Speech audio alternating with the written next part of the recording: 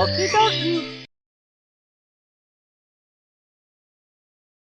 Alright, so I played Backrooms 64. Definitely a lot better than .z 64, and it was a lot more fun. Plus, I really enjoyed it. So, yeah, I'm just going to summarize how my playthrough went.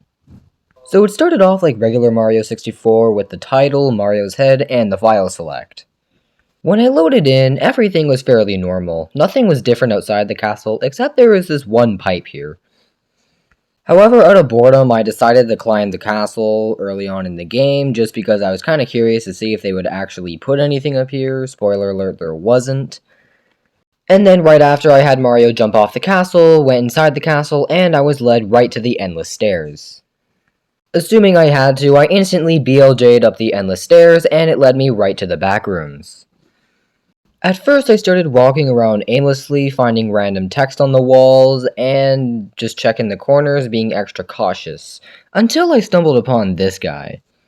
From the looks of it, it was just a distorted-looking version of Mario, and he didn't seem to do anything. And when he does notice you, he is so slow.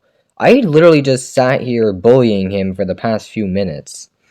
However, out of curiosity though, I decided to jump on top of him just to see what would happen, and I instantly died. And then later on, I ended up finding another message saying the wall, so then I ran back here, and then I found this wall and ran into it, and now I'm in level 2.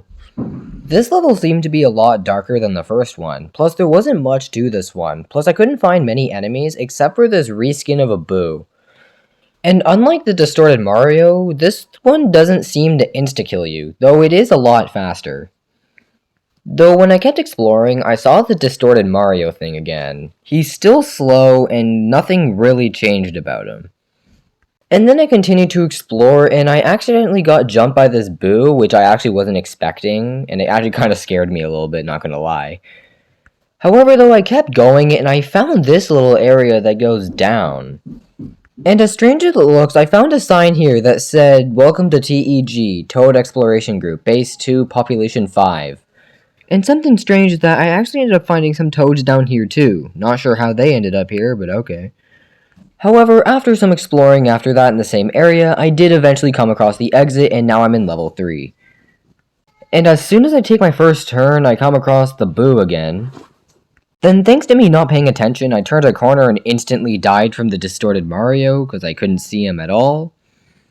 And now is when we came across a new enemy, this weird smiley face. He didn't really seem to do anything, but he was a lot faster. I think he's just about as fast as the Boo, and he behaves just like him too. So he was more of just a reskin than really an issue. And while I was looking for the exit, I found this separate room with the text that says, "Don't move, stand still." So I did. When I turned around, this happened. Oh shit, it's Wario. What's up, buddy? Hey, Wario. What kind of Temu Wario operation was that? However though, I did find it a little creepy. I really liked on how unsettling his eyes were. That's one thing I definitely liked. And then after some more exploration, I found this little vent here that lead me to the next level. And unlike the other levels, this one seemed to have a bit of a hotel theme going with it, since you were in the middle of some massive hotel and you had to find your way out of it. However, after climbing these stairs, I actually stumbled upon this really big distorted Luigi. He definitely looked a lot creepier than the Mario. Then when I went to go run past him, I noticed he was almost Mario's speed, and I had to dive to get away from him, which honestly is a nice touch I liked. So then I ended up finding this bridge that I'm pretty sure signaled that I was on to the next part of the level. Then I got introduced to the Boo again, like I haven't seen him before. And then I found this second spot that actually went down to the first floor, so I can only assume this was like some kind of secret exit.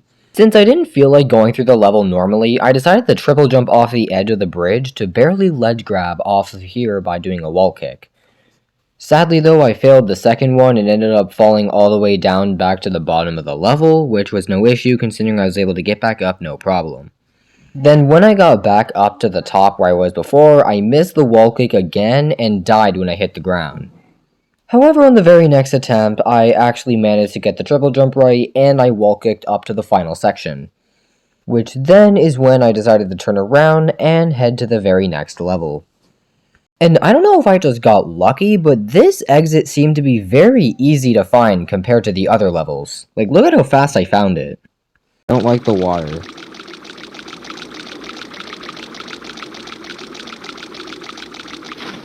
I don't like the water.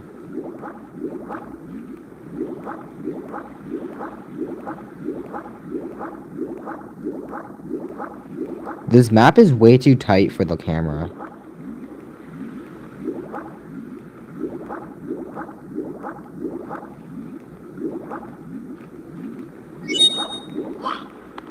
I promise you, I did not know to go there. Like I said, it was simple. And then I ended up finding this next level, which kind of reminded me of some kind of room from B3313, and I'm not really bothered by it. However, though, I will admit, this level was very much more complicated than the other levels combined. Seriously, every room looked the same, it just seemed like I was going in circles, and I had no idea where I was going. And then I found this distorted toad who ended up insta-killing me on the spot.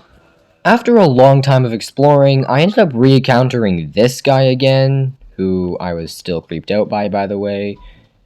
So, to get to the hallway away from him, I decided to go over like that. And then after a little bit, I finally found the exit room, and this was my reaction. Yes! We escaped the backrooms! I'm gonna be honest, I think this room was actually also the exit room, and I ended up going in circles. Whoopsie. However, though, that was about it for the whole game. There was no real ending, and I was able to replay it again if I wanted to, though I didn't. Make sure to subscribe if you want to be in one of my live streams.